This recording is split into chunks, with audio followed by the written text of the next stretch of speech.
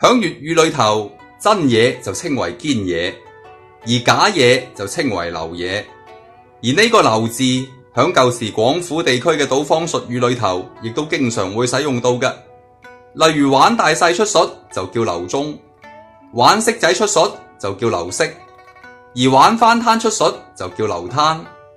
平時經常聽到嘅揸流攤呢個詞，亦都係出自於此嘅。後來揸流攤一詞，亦都用作表示為敷衍了事、得過且過嘅意思啦。咁講開呢個帶有流字嘅賭博術語，就不得不提流電呢個俚語啦。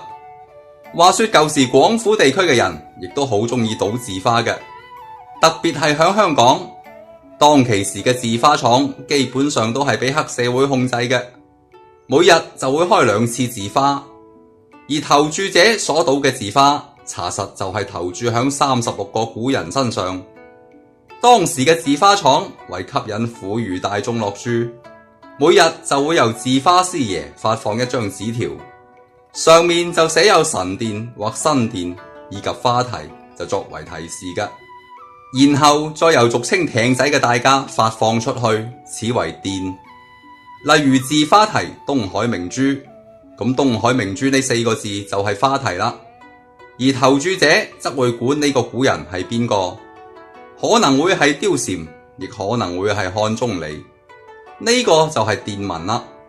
而當其時嘅一般婦孺都係唔識字嘅，大家就會以口頭傳出去，此為口殿。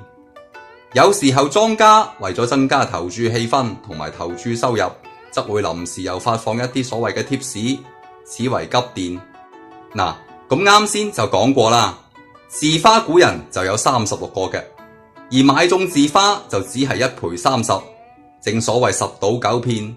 師爺所發放出去嘅多數都係假貼士，既然係假嘅，就即係流嘢啦。於是乎呢啲貼士就稱之為流電啦。後來流電一詞亦都成為咗假消息、假嘢嘅代名詞啦。例如話今次真係俾個衰仔累死，又話有內幕貼士，隻股票會升，點知係流電嚟嘅，搞到我唔見咗1半身家。